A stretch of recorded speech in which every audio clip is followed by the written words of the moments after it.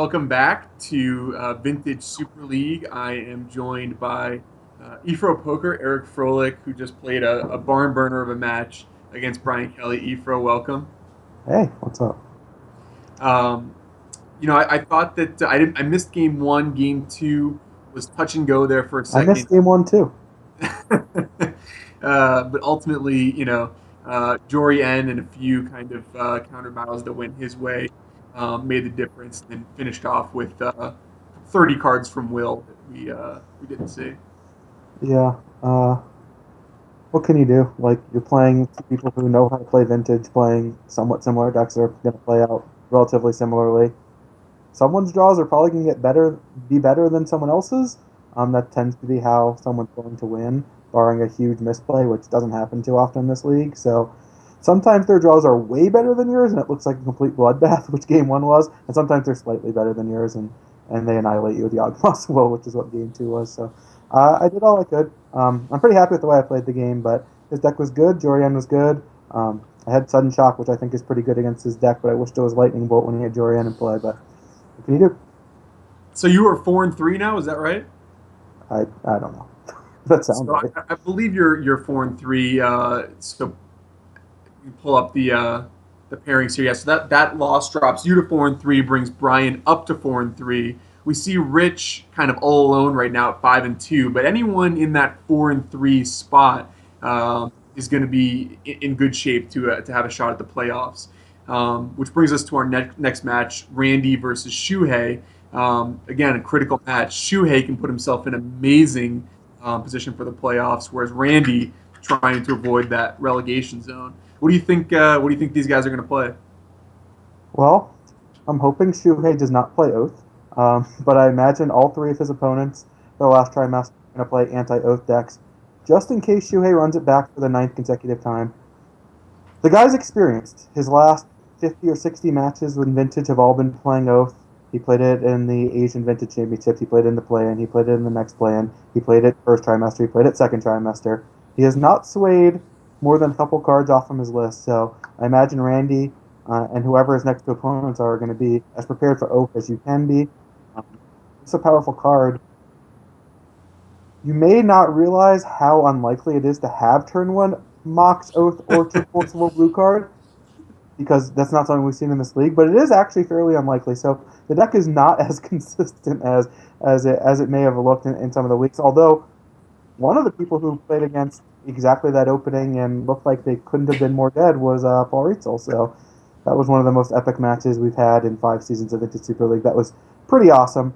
And so either way, whatever Shuei's playing, I hope we have another pretty cool match like that. I imagine Randy is going to play Dredge has to be high on the list. He could certainly go to something like Belcher, just a deck that really doesn't care too much about the card Oath of Druids, and also has game against maybe some other blue decks in case Shuei does mix it up, which I hope he does, but I don't know.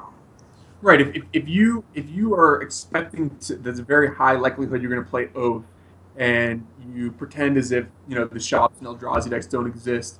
The decks that you think of are Belcher, a deck like Dredge, and Storm. Right. Those are the decks that you would think to potentially play against something like Oath. Am I right? Yeah, that's pretty accurate. I mean, Oath decks are going to be better against creature strategies, of course. The card Oath of Druids doesn't do anything unless you have a Forbidden Orchard if they don't play any creatures. And a lot of the other cards are just trying to control the board a little bit. We saw Shuhei play like cards like Balance and Engineered Explosives, and he has already like a Pyrite Spellbomb for his combo in the deck, which are pretty good against small creatures. But if you don't have those, then they're just kind of bad cards. And so if you don't have everything you need, they kind of just clog up your hand, and your opponents can just play their strategy and ignore them, which is not great for Oath. Plus, Oath can't really go off immediately. Like, even if you have those nut draws, you still have to give them a creature with Orchard, which you can't always do on turn one. You don't always want to do on turn one. Then you actually have to Oath up something, and then you actually have to have the mana to use Auric Salvagers or Gristlebrand or whatever it is you actually hit. We saw Brian Kelly playing with, like, Tidespout Tyrant and other cards like that. So it really depends on what Oath strategy you use and whether you have all the pieces that you actually need, because there are going to be dead cards in your deck. Plus, you just draw those creatures, and they're just bad cards out in your hand. So, some weaknesses for sure, but a strong deck. And I expect Randy to play a deck that's good against Oath. We'll see what it is. Yeah. And we know Belcher is in Randy's range, so Oh yeah. sounds like the players are ready. So we are going to take just a very short break and be back with Randy Buehler versus Shuhei Nakamura in a battle of Hall of Famers.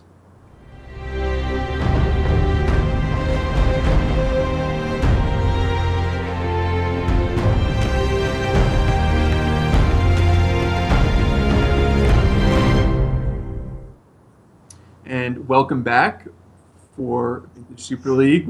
And here we have Shuhei Nakamura with Oath, Randy Buehler, one of the decks that we talked about, Dredge. How are these players opening hands? Looks like Shuhei has kept his opening 7 and Randy is thinking. Well, Randy did not have Bizarre Baghdad, so that's an auto mulligan. His second hand's great. Yeah, Randy's percentage to win this game right now is 90s, I would say. Right. And that's Um, because Shuhei's hand, oh, I while thought it Randy was on the brings play too, which is not. Okay, a little bit lower then, but still quite high. Shuei's hand is filled with cards like Oath of Druids, which are effective against creature strategies and pretty slow, and his interaction is Mental Misstep, which is potentially the worst interaction against a deck like Dredge. And Mental Misstep's actually one of the best sideboard cards against Dredge because a lot of their answers to Dredge hate are going to be, 1 mana spells. But yeah, not really in game one. No good hits there. It can get a Cabal Therapy, which isn't the worst, but Shuhei's hand is quite slow. He can play a turn 2 Oath, which is nice, but Randy's just going to flood the board out. Right, and the issue with some of this interaction from the Oath deck is that it doesn't stop Dredge from pursuing its main game plan, which is getting a Dredger in the yard, ripping through the library, and then there's a variety of different things they can do once they've done that. So what's really interesting to note here is that Randy had the turn 0 Leyline of the Void, which doesn't sound like much, especially against an Oath of Druids deck. But if you know the type of deck that Shuhei has been playing, he's been playing with 2 creatures, one Gristlebrand, one Auriok Salvagers. And what Leyline of the Void does is completely shuts off the Auriok Salvagers game plan to win the game. And so what Randy would be forced to do, let's say he puts some creatures in the graveyard, he wants to bring back a Bloodghast, maybe some Narcomoebas, but he can't win that turn. Shuhei could activate Oath, get an Auriok Salvagers. If he hits Black Lotus, he just wins, potentially on the spot. He's going to have infinite mana. So if he finds Pirate Spellbomb and Black Lotus, he would just win. But Leyline of the Void is going to shut that off. He can still Oath potentially into Gristlebrand, which would allow him to potentially draw something like Time Walk, but it's still going to be tough for him to deal enough damage to actually kill Randy. So that Leyline of the Void seems pretty important here. So Randy has not found Bridge, but has basically found the rest of everything he wants to do to get things going. And is Bridge, do all decks play Bridge? I don't even know if that's a standard part of all of these decks. Bridge from Below? Yes. Yes, it's one of the most important cards in the strategy. It doesn't really work without it, and we've actually seen Randy in past seasons when he's played Dredge choose not to use Serum Powder because he was too worried about exiling copies of Bridge along with Flamekin Zealot, which not everyone agreed with necessarily, but it's definitely something worth considering because without the Dread returns, it's just hard to get enough damage into play.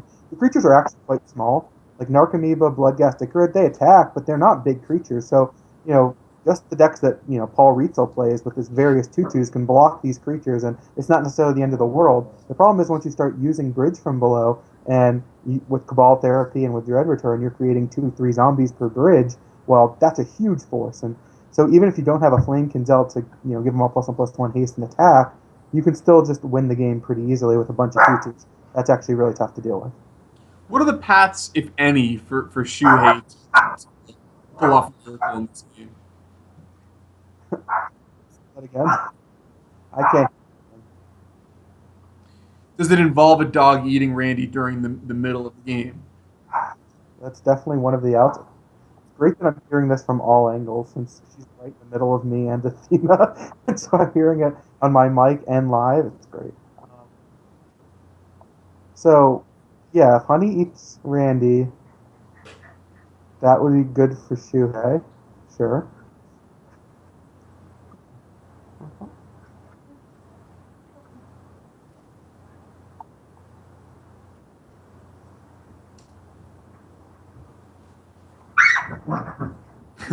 So at this point, Shuhei is going to brainstorm a response to the Cabal Therapy. in theory, protecting the ability to get a Jace online next turn. Oh, nope. Yeah, I wasn't sure exactly what his game plan was. I didn't know if maybe he had main deck answers to cards like to Dredge, which is why he wanted to not cast Oath and instead leave up Brainstorm. Or maybe he just figured he couldn't win, or if he's considering conceding in response to Cabal Therapy and hoping that Randy doesn't figure out he's on Oath. But now I'm Yeah, not. that's actually a great point. I mean, he may be low enough percent that even though everyone knows he's playing Oath, he hasn't revealed that he's playing Oath yet. Oh, okay. So it looks like the Cabal Therapy has resolved and missed. Yeah, not really sure what the hope is here. There's no way for him to like. I guess if he do Time Walk, he could play Oath Time Walk. But what's he gonna do? Get a Gristlebrand? Can't really do anything. Just get blocked by an Archimedes, and then Randy kills him. This Bazaar is just gonna win the game next turn basically every time, and he doesn't even have to win next turn. Like I Right. don't really know what the hope is. It seems like the hope is some combination of Lotus, Oath, Oathing into the combo, and in between that, somehow he found a way to remove Leyline of the Void from the board. Um,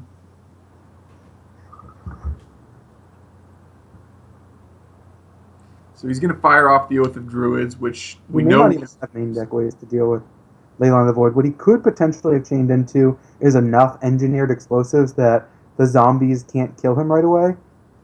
And so he's able to get enough turns with a Gristlebrand into play that he gains enough life, but that's just like pretty wild. Like we saw in his Sometimes list last week, he played 3 copies of Engineered Explosives, so not impossible, but some extended decks, back in the day, 3 color mid range decks could just hope to lose one of their own creatures, exiling all of the Dredge's decks bridges, and then yeah, just use things like Lightning Helix or Life Gain or big creatures to just fight through the creatures that they've incidentally made, and occasionally deck Dredge that way. That's yeah, not going we to saw happen. that. We saw that possibility in week 2 against me actually with Randy playing the other side of the Dredge matchup, where he ended up um, finding out afterwards that he could have played Endless One for 0, exiled Mm. every bridge I already had all the bridges in my graveyard, and I would have basically just been dead on the spot.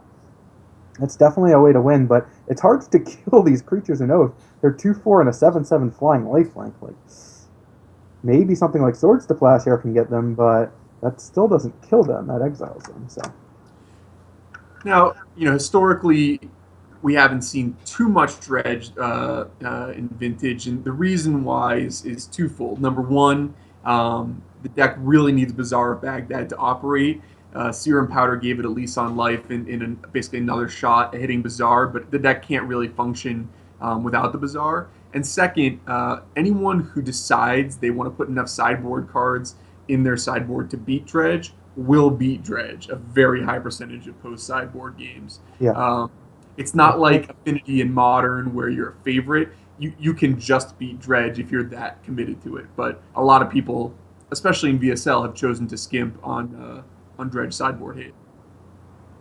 Yeah, it sounds like people were very well aware in commentary earlier on that a huge part of Randy's reigns this week is Dredge.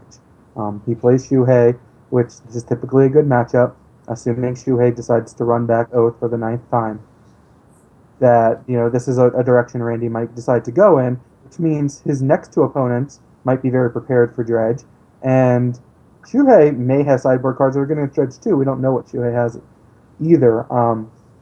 He was on the play this game and had the card drawing spells, which meant if he did find something like Strip Mine, which he may or may not be playing, I don't even know. He could have definitely had some game 1, potentially get out of this, but barring being able to actually kill Bazaar of Baghdad, it was just so unlikely, especially with the ley line shutting off his combo routes. So it looks like Shui has access to 2 Ravenous Traps, 2 Tormod's Crypts, and that's about it. I would call that a medium level of hate for Dredge. Is that right? Yeah, that's low, if anything. Um, if you want to beat Dredge, I think like 4 is definitely on the low end, Mm-hmm. and 7 is starting to get close to the high end. Um, you really just need to have something right away. Right. And when you are playing a blue deck, you do have access to cards like Preordained Ponder, Ancestral Recall, Brainstorm. So your odds of being able to find some of these cards goes up. and of course Tormod's Crypt and Ravenous Trap are both 0 mana spells. So the fact that you can, be able to find them even after you've tapped your mana, it definitely helps.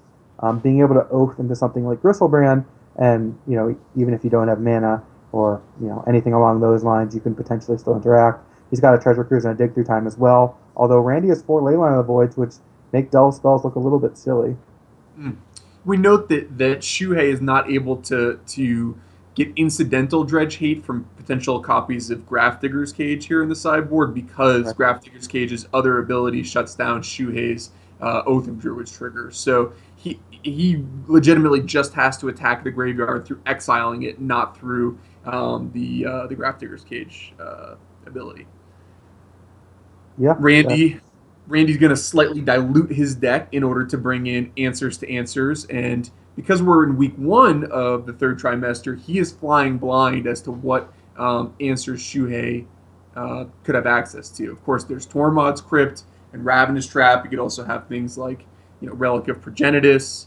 Um, I guess Yixla Jailer is outside the range of cards that yeah, Shuhei could have. creatures are kind of tough when you're playing an Oath deck, but I guess you don't really mind hitting them. All So right, so Shuhei Shuhei on does have his usual turn 1 Oath, and he's got a Tormod's Crypt. right.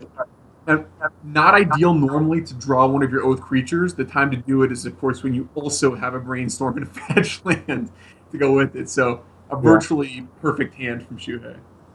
And Randy has a double Bazaar hand on 7 with a Dredger, a Bloodghast on the bridge, so exactly what you want to see. Right. So despite Shuhei having a strong hand and one of the best hate cards against Dredge, because of the 2 Bazaars, it may not be enough. Yeah, the Tormod's Crypt being a one-shot deal definitely hurts. If he doesn't find another piece of hate, Randy having a second copy of Bazaar could just really mess up all of his game plans. Mm. Like if you hit the graveyard once and then they're able to play another Bazaar and just start going again, it's tough. Randy finds finding that second dredge card because you're gonna probably get one exiled from a Tormod's Crypt is just pretty important. Now, if Shuhei is able to find something like, a Ravenous Trap, so that he can get him twice, then things start looking pretty good, and there it is. So Shuhei must Shuhei's have just got absolutely hated those Mirage tutors. What a waste. that Why? applies to a number of people, but yes, totally true.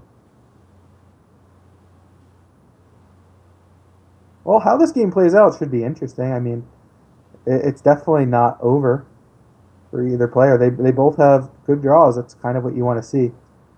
Right, and so basically we're in a situation here where um, time is on Randy's side because Shuei can't interact with Randy's Bazaars. So what Shuei is trying to do is find a way to trigger this Oath of Druids before Randy is able to fight through all of Shuhei's graveyard hate. Yeah, I think Shuhei's kind of happy for Randy to get like a creature out there so that he can start activating Oath and Right. then start fighting, the good fight with Ravenous Trap and Tormod's Crypt. Um, Does I missed? Did Randy have access to Ray of Revelation? I didn't see that. I don't think that's a card that Dredge typically plays. It costs 2 mana, which is tough. They usually have Wismere, which you can evoke for 1 mana to kill enchantments, and then also it will trigger bridges when it goes to the graveyard. And the idea being that the Dredge players have decided it's more important to be able to cast your spell on demand when you draw it than it is to gain additional value once you're already dredging, because then you're way ahead. Right, and a lot of the hate that you want to hit with like a Ray of Revelation is typically coming in the form of Leyline of the Void, Rest in Peace. So having in your graveyard is not like this huge boon that it might normally be. Not to mention, if you find yourself with a Smoke Braider, you could just get the whole Wismere online and start Yeah, going to work. totally. If they cast Show and Tell, you just get value. A flyer just right in there, start pecking away. So we notice here that Randy elects to not return Bloodghast with the landfall trigger. This because he doesn't want to let Shuhei trigger that Oath of Druids. Shuei's just going to aggressively cycle Pyrite Spellbomb to work on getting Delve for Treasure Cruise, and he finds the land for his Jace the Mind Sculptor. Yeah, Jace the Mind Sculptor typically one of the first cards I want to board out against decks like Dredge because it costs so much mana, but it's pretty good here. Right, we mentioned earlier time being on Randy's side, and Jace, obviously one of the best cards at fighting against the inevitability battle. Um, Randy probably going to be forced to try to advance his game plan and get to a dread return, or at least some combination of things to move the game forward, which again risks running into Shuhei's main plan of combo killing him with the Bomberman. Yeah, I'm really not sure exactly how this game is going to play out. Having that Ravenous Trap definitely helps. Tormod Crypt is looking better and better as the graveyard starts to fill. Um, it does definitely leave the door open to potential mistakes. This is not the easiest necessarily to play out, although Randy, I think, just discarded a copy of Bazaar, is that right? So he wanted to keep 2 Dredge cards and a bridge in his hand, not leave them susceptible to the Tormod's Crypt, but he actually discarded a 3rd copy of Bazaar of Baghdad. Really surprised that Shuhei's ticking up. Is there an Ichor? Okay, there's an Ichor in the graveyard. So I guess Shuhei is not ready to use Tormod's Crypt. Instead, Fate Sealing, I assume, himself? The one thing we've seen about the way Shuhei likes to play these games in which he is ahead is very, very carefully. Um, trying to play around as many different things as possible and holding off on using his disruptive resources until the very last possible moment. Of course, remembering the game where he kept that grudge in his hand against me with Trinisphere for 13 or 14 turns, where Trinisphere was just kind of sitting in play. And here, as you pointed out, he chooses to tick up Jace to protect it from Icarud rather than being forced to blow one of his graveyard exilers. Yeah, I mean, he's trying to give himself as much inevitability as he can as the game progresses. If Randy's not able to really use his Bazaars effectively, if he doesn't want to dredge because it's a negative because of Tormod's Crypt, well, that is advantage Shuhei. Randy can't leave any creatures in play thanks to Oath of Druid, so if he's just playing the slow game of bring back Icarus, attack, draw my card normally, don't use Bazaar, don't dredge, well, the dredge deck doesn't look very good at that point. Yep, great point. I tell you one thing though, if Shuhei does end up falling in this game, it would not make me feel very good about Oath's chances of ever beating Dredge, given kind of the hand that Shuhei had on the play and the way that his draw has developed. Let's hear it. If Randy actually decides to dredge here, I imagine he's just going to draw cards, try to find potentially an answer for Tormod's Crypt, just to get it off the board. He did exile 2 copies of Nature's Claim to a Serum Powder, and he already has an Ingot Chewer in the graveyard. Mm-hmm. So what did he do? Did he dredge? Still on the stack, it looks like, right? I think 1 card happened already. I think there's a control back in his hand that he dredged, and he drew a Serum Powder naturally. So he's got a bunch of dredge cards in his hand, so he probably feels a little bit safer discarding at 1 or 2 of them.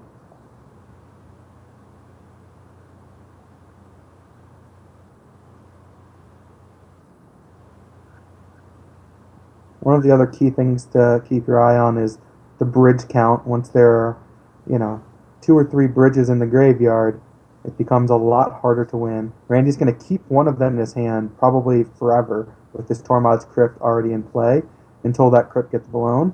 Of course, the Ravenous Trap could potentially throw that off completely and win the game. Like, Randy's already down to 23 cards in his deck. There's not even that much more to work with. So he's going to bring the Bloodghast back.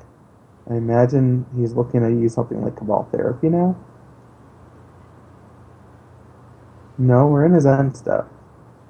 So, looks like Randy's letting Shuhei use his Oath.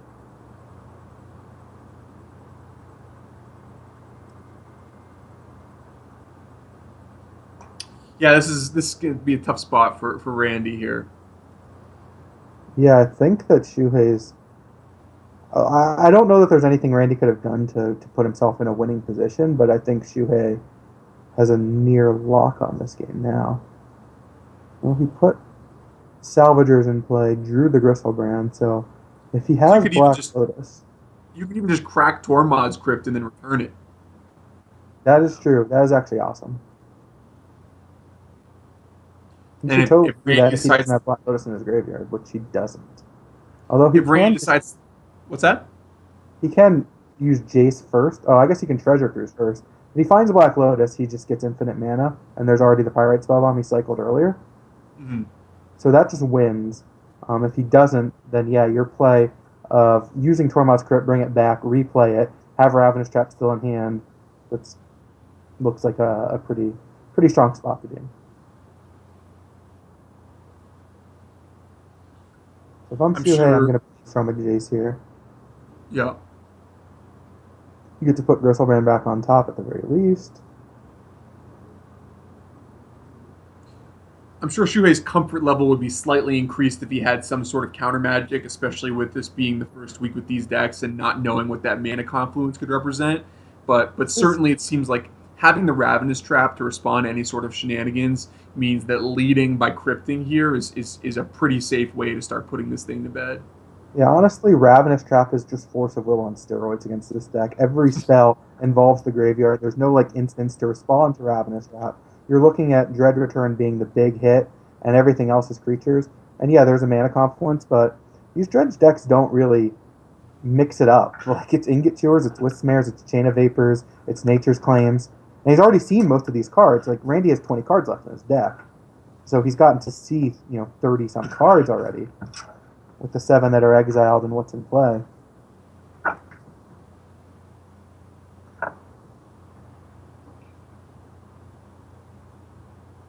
Well, hopefully Shuhei at least sees the Tormod's Crypt, bring it back line. He may not recognize that. If this is not a matchup you've ever played, which there's a good chance it's a matchup he's never played. Although I guess you've never played it either and you spotted it instantly, so. Well, I spotted that Tormod's Crypt is an artifact of converted mana cost 1 or less. It's something I've never thought of, honestly. I mean, I've never played Auriok Salvagers before, and I've never played Tormod's Crypt before, so it's not the first thing that came to mind, and obviously Shuhei just completely missed it. There's no real reason to leave up this mana. You could use Tormod's Crypt. There's nothing to be afraid of. Like, yeah, your opponent can use Bazaar, but you have Ravenous Trap for the worst case scenarios. The most common reason to play Aurochs Salvagers is, of course, to rebuy your Tormod's Crypt if it ever is carrying in Soul Scimitar and something bad happens. Is that not accurate? Yeah, that's exactly right. It's one of the pillars of vintage, and they put like workshop, monastery mentor, dancing scimitar.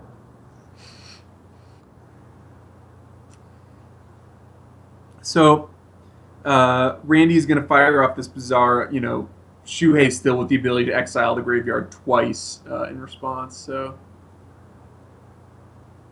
hard to imagine something horrible happening to him here.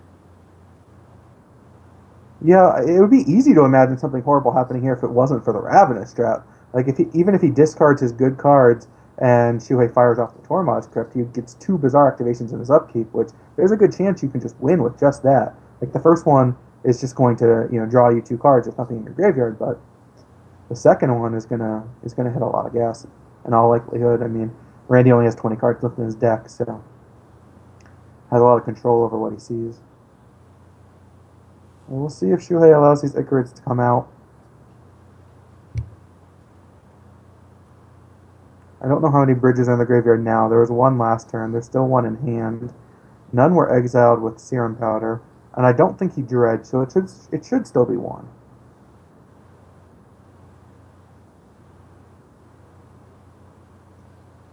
This means that when the Icarid, if he does bring back Icarids, either way they're going to die during end step. You get zombies. Oath is going to activate again. We know that Shuhei just put a Gristlebrand back on top with Jace. So that's going to be a 7/7 flying lifelink to contend with. His Dragonlord Kolagon is going to get exiled whenever Shuhei wants. It's already in the graveyard, so it's going to be tough to just break through and ever win this game. Not to mention that being unable to interact with no ley line in play, no way to affect the Auriok Salvagers, and a Pyrite Spellbomb, it's highly likely that the 7 cards that Shuhei draws next turn finds him the Lotus that just ends the game deterministically. It was like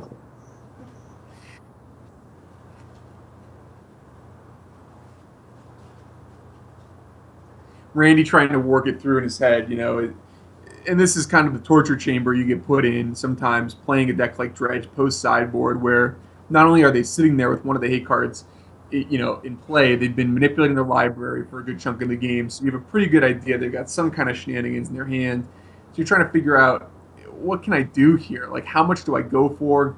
You want to try to make them crack it, but you can't lose too much of your deck before you do. It's a really tough spot for the Dredge player. right. I mean, Shuhei probably won't fire off this Ravenous Trap in this game and still win.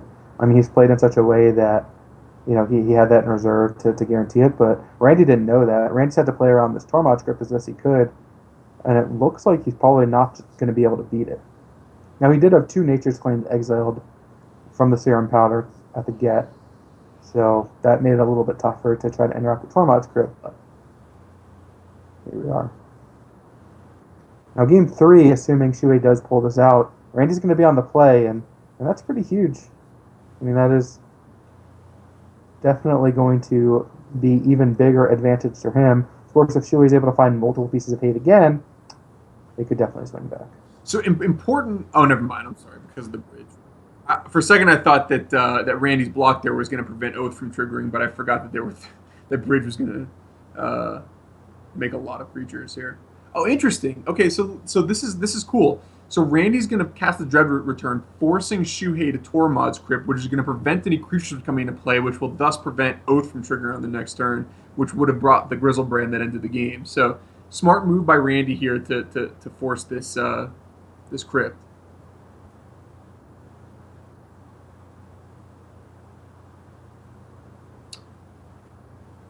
Now, Oath needs to only triggers. How does the Oath work? The timing can Shuhei Orchard on end step upkeep Orchard or not? You need to have fewer creatures when it goes on the stack, and then also when And it's resolved. So that's what I thought. So he's not able to do any kind of tomfoolery. no, but he probably will be able to exile everything Randy has in his deck right about now with a Ravenous Trap. And historically, it's been very difficult to win when your entire deck is exiled. Historically, yes. Historically, most of the time it's Jace the Mind Sculptor doing something like that, or Leveler. But here it's Even if he didn't have Ravenous Trap, kind of interesting to note that now Randy has Bridge 2, 3, and 4 in the graveyard. Shuhei could actually respond by using Pyrite Spellbomb to kill his own Auriok Salvagers to exile those. wow, beautiful. And then the Orchard would allow Oath to trigger. Right, and then it'll be a 7/7 Flying Lifelink against a 1/1 with no bridges in the deck and a 6-card library. So, either way, Shuhei would be in pretty good shape here. No, Magic's great, no. huh? Shuhei's going to Ravenous Trap, Randy's going to concede, and we're going to have a game 3.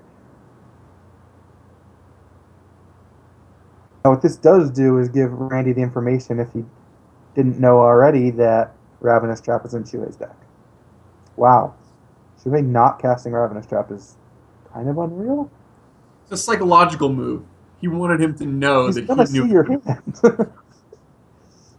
I guess if they don't cast Ravenous Trap, they can't possibly have it, which is nice, but Right. it is a... Well, now we'll get... He really wanted to get that therapy.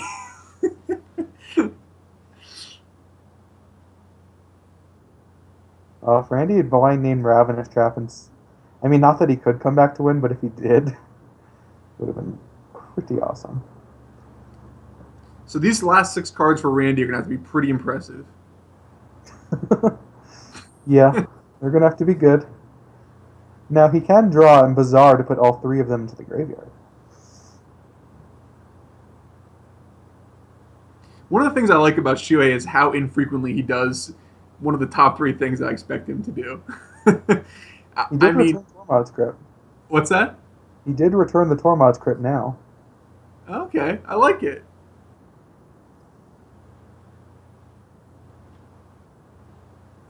I mean, I'm not positive that using Tormod's Crypt and bringing it back was the right play. It Oh, I don't seems have any idea at all. Yeah.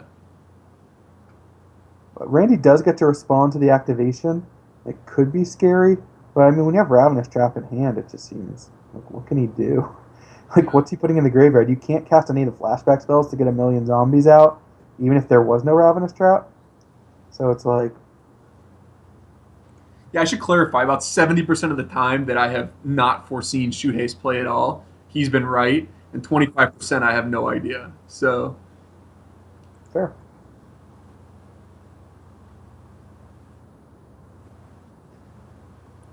that's it. Randy says no moss. At our Hall of Fame round table, trying to dissect. So Randy is going to looks like put missteps back in. Because he saw Nature's Claim. Shuhei, yeah. Shuhei, I'm sorry. Randy looks happy with his configuration. Yeah, there doesn't seem to be too much more he can do. Like, he knows about Ravenous Trap now, but that's not a card that you can, Right. you know, do anything about when you're playing Dredge, unfortunately. He goes to one Wispmere over Bloodghast as an answer to Oath of Druids, but otherwise Randy's happy with his configuration and is going to hope that the play gives him the victory that he desperately needs. Yeah, Randy hasn't had one of those mulligan into Oblivion hands yet, which is pretty helpful, and yeah, this looks like another great one. And Shuei has naturally a turn one Jace with a force. Yes, he does have that, although not necessarily the greatest thing against Dredge. Right, this is one of those hands that you get frequently playing against dredge strategies where your hand is incredible, but against dredge it's lacking that one key component, in this case the dredge hate. Not a hand that you really can mulligan necessarily, but not a hand that you're thrilled with, despite it being awesome. So Randy's blind therapying on turn one instead of playing Bazaar Baghdad. Right. Of course he's going to name Jace the Mind Sculptor in this spot, I would imagine. I mean, he has to name Tormod's Crypt, right? Yeah. So Shuhei's hand now gets a lot better. We don't know Randy's last card, although he's playing Dredge, so not necessarily a huge deal. Shuhei gets to play Jace, which is going to give him a brainstorm. He also gets to play Engineered Explosives, which, as we mentioned, could be useful against zombie tokens. Um, his odds of finding some kind of hate, like the fact that he gets to go Black Lotus Mox Jace and then get a shuffle with the Flooded Strand still, means that he gets to see so many cards before turn two. And Randy can't do anything because he didn't play turn one Bazaar. So Shuhei is definitely in pretty reasonable shape. Forbidden Orchard, not really the draw he wants to see on turn one, but not necessarily the worst. So Jace is going to come down, of course, looking for that Tormod's Crypt or one of those Ravenous drafts to really put himself in pretty nice position. Do you think that Randy erred in leading with the therapy to try to get crypt, or do you think that that was just something he had to do? I certainly don't think to call it an error seems unfair. Whether it's something he had to do, also don't know. Like what we saw for that game, I didn't really analyze Shuhei's graveyard. He had like 20 or 30 cards in there. If there was the second copy of Tormod's Crypt in there, although if there was, he probably would have brought that back with Auriok Salvagers. If Randy only saw one in the top like 35 cards, you can pretty safely assume there's only two. That's a pretty reasonable judgment, I would guess. In which case, turn one therapying for it doesn't necessarily make all the sense in the world, but it can never be a bad play. I mean, if you hit, your odds of winning went from a relatively small number to through the roof. Like this hand is going to win turn three basically always. Now, if he just played turn one Bazaar, his odds of winning turn two are insanely high. But Shuhei kept a 7-card hand, Right. and maybe Shuhei just doesn't know what to keep against Dredge. Maybe he's not familiar. But you're playing against a Hall of Fame player who has played Oath in 200 of his last 200 matches. You have to figure he's got a pretty good idea of what a solid opening hand is. So if you think Tormod's Crypt is the card he has the most of, naming that makes a lot of sense, and you set up a turn three kill as opposed to potentially turn two. But turn one Bazaar, use it. He actually didn't have a dredge card in his hand, so he would have to find that in the top two. But if you do, getting to use two Bizarres on turn two typically wins the game right on the spot. So we see here in this game three, Shuhei finds the hate piece. He finds the turn one Jace. Really nice name here from Randy of Therapying Ravenous Trap.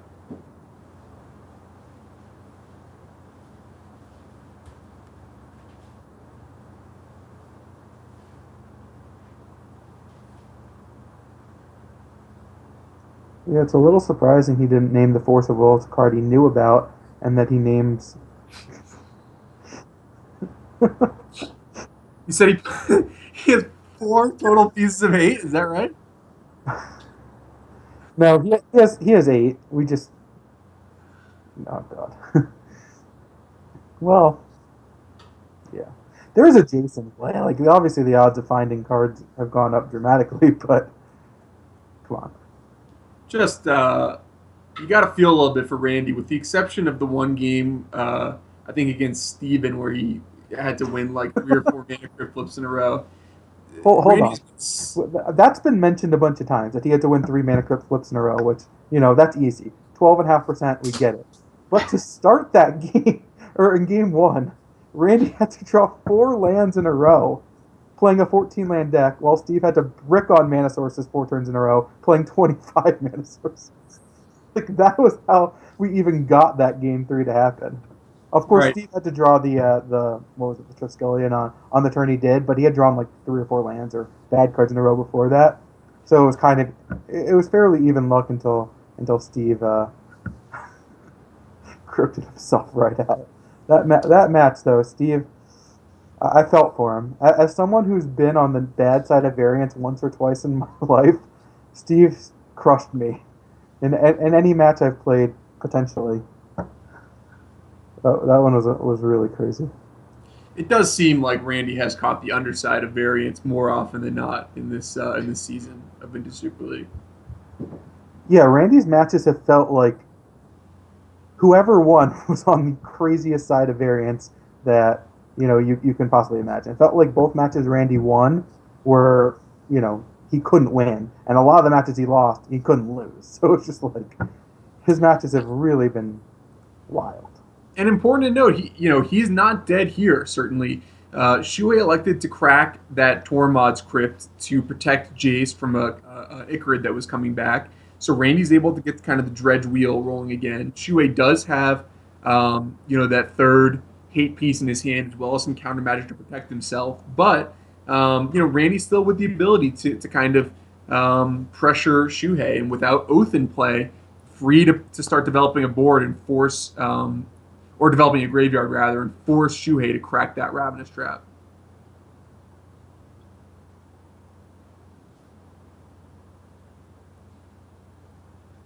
Yeah, I mean the Narcomoeba actually does apply a little bit of pressure to Jace too.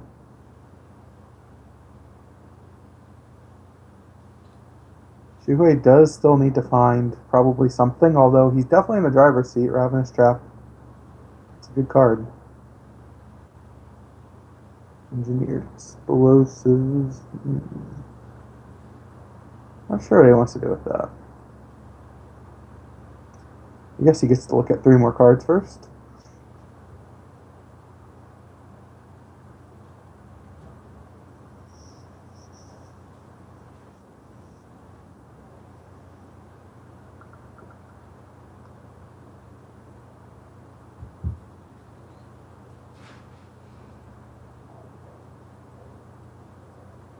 So he actually elects to take Jace up here to Fate Seal in order to buy himself another turn of not having to Ravenous Trap away this Icarid with Jace in play. What do you think about that? I'm pretty indifferent, I think. It seems completely fine. I Like strongly Jace agree. being on any number is not really that big a deal. The only real issue with this play is Jace going down to one. There's still going to be an Narcomoeba in play, but whatever. I mean, he can tick it up again if he wants to, or kind of go from there. He knew he had a bad card on top because he'd already used Jace last turn, so Right, and this way, the Fate Seal potentially gets you another card closer to, finding something like a fetch land or an action spell that's going to make the Brainstorm ability from Jace that much more effective. Um, Jace minusing to return Narcomoeba is almost killing it, so that's an option that's going to be available to him at some point during this game if he wants. Yeah, the only problem with minusing it on Narcomoeba is that a card in hand is actually valuable if Bazaar in play because it's something else you can discard to find real action, but not a big deal either way. Right, good point. Although Randy would have to build up quite a bit of critical mass to actually maintain a full card in his hand at this point. after He's going to have a card in his hand, and putting a second means that right. Bazaar could net him a card, but yeah, not a big deal. I mean, Randy is going to dredge again, so he's down to an 18 card library. Three bridges now in the graveyard. Yeah. This is it. I mean, this Ravenous Trap has to get fired off now. He could also, well, yeah, you don't want to give him the bridge tokens. You have engineered explosives, but there's kind of no reason for that.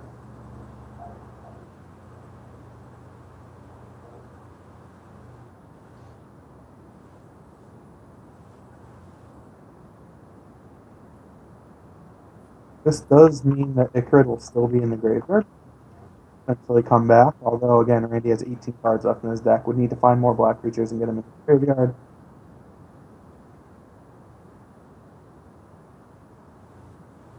And we're also losing 3 bridges here. I don't know. Was a bridge already exiled from that first Tormod's Crypt? Yeah, Is that I'm not sure about that. no. Doesn't sound like it. So so we're in a situation now where Randy's going to lose a very large percentage of his total volume of action in his library. However, he has successfully fought through all of Shuhei's graveyard hate, and so he's going to be free to kind of go to work here a little bit with those two remaining Bazaars. He does have enough in his library to be able to um, put something together. Well, right now I think that we should just Skype in Randy to hear him cursing. This has got to be so frustrating. It's going to be even more so when he gets to see Shuhei's list and see how little hate he was facing. Because this is the third hate card we're seeing. Shuhei is 13 cards deep into his deck. Right. Like, this is rough. I think the thing that most viewers at home are surprised about is that Shuei has not found the second crypt yet. I imagine it's not far from the top of his library, but He'll find it next turn with the Jace activation for sure, but yeah. kind of unlucky. The next Jace activation probably finds Orchard, Oath. Uh, Actually, Orchard is we're past needing Orchard, so Oath, Ancestral, Tormod's Crypt. Yeah, that sounds about right. Not sure that he needs anything else. This is just a really tough spot to win from if you don't have someone on the other side of the table from you right now.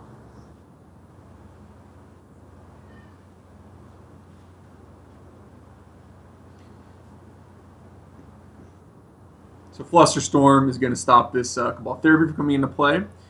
Randy is going to attack Jace down to 1, but then is going to be left with an issue of that wonderful looking graveyard, unfortunately being his exile zone. Yeah, and Shuhei can actually use Jace to brainstorm and just play engineered explosives on 2 if he wants to make sure it stays safe, kill Narcomoeba. But Randy has 2/3 of his deck in exile.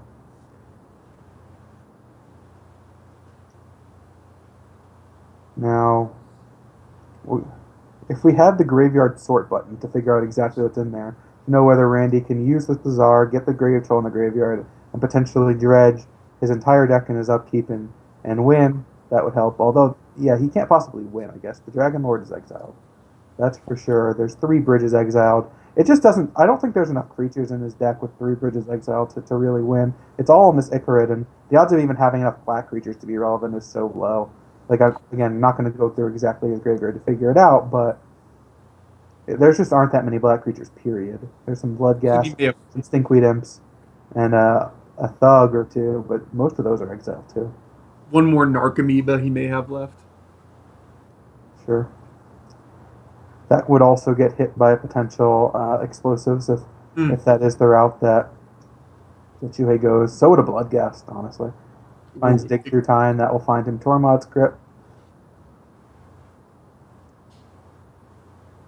Again, if he wants.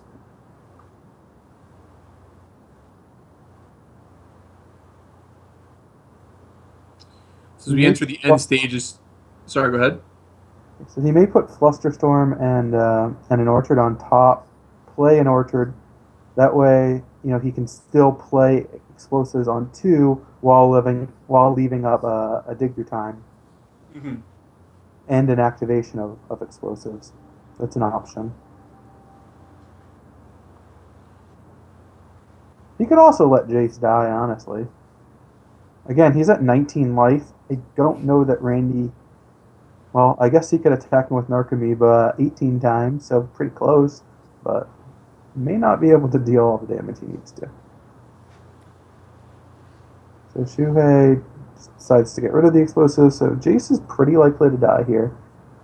We see him overpaying for Dig here a bit, probably because he wants to keep the artifacts in his graveyard in case he finds Oriok salvagers. Mm-hmm. I'll be interested to know, which I'll never find out because I don't speak Japanese, but I'll be interested to know whether Tsuhei knew initially about the Tormod's Crypt salvagers interaction and chose not to do it, or thought about it as the game progressed and did it later in game two. I think he thought about it. Um, there was a pretty long pause on his turn, of which Shuhei doesn't normally have many of, and I think that he was worried that bad things could happen to him with the untapped bazaars, which I don't think is true.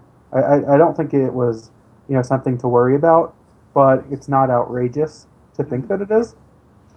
So I think that he knew about it, especially because he brought it back during the end step. It feels more likely that you would just miss that again, but I could be wrong. A couple options here for Shuhei. Certainly, brainstorm to get deeper if the Jace dies. He can cast Treasure Cruise, but it'll take up his entire next turn. The counter magic less attractive at this point. Yeah, Jace is a lock to die now. None of these cards will stop an Arcaneva from killing it. So he's going to go with the card draw. I'm figuring I'm at 19 life. I got all the time in the world. I'm just going to play him fair now and bury him in cards.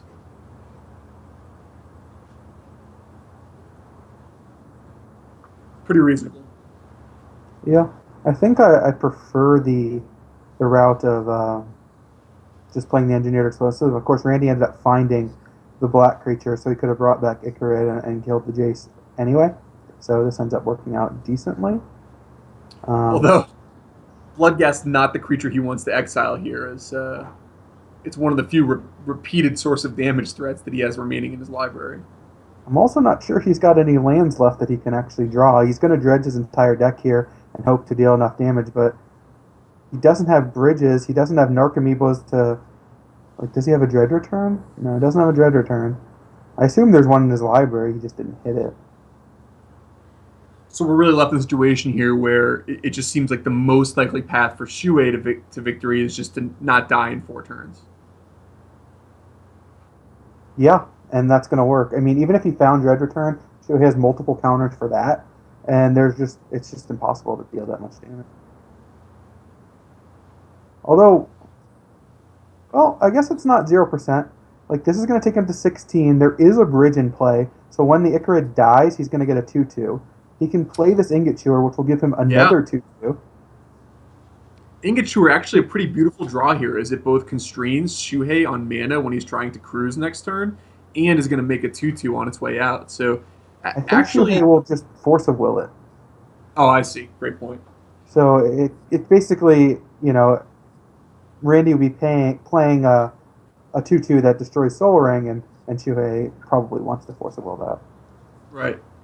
Manic Vandal. Yeah, it's a Manic Vandal.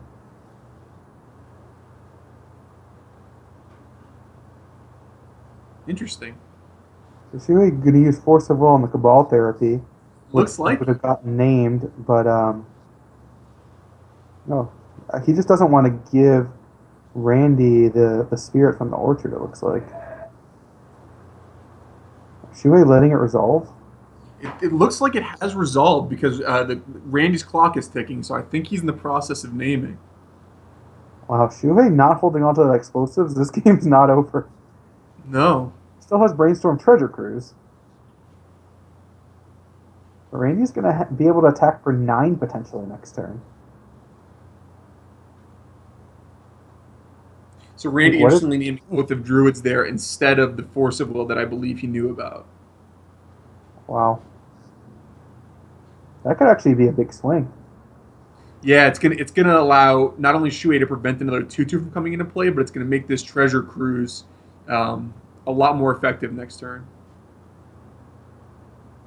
Well, next And turn now we Shuhei see, was going to be attacking for 9 potentially. And 7 when your opponent's at 15 is a lot less. so we see Shuei is gonna be able to draw another 6 cards this turn to try to find anything. Yeah. Randy's just 3 cards left in his deck, so if Shuhei can find a Dream Twist. I'm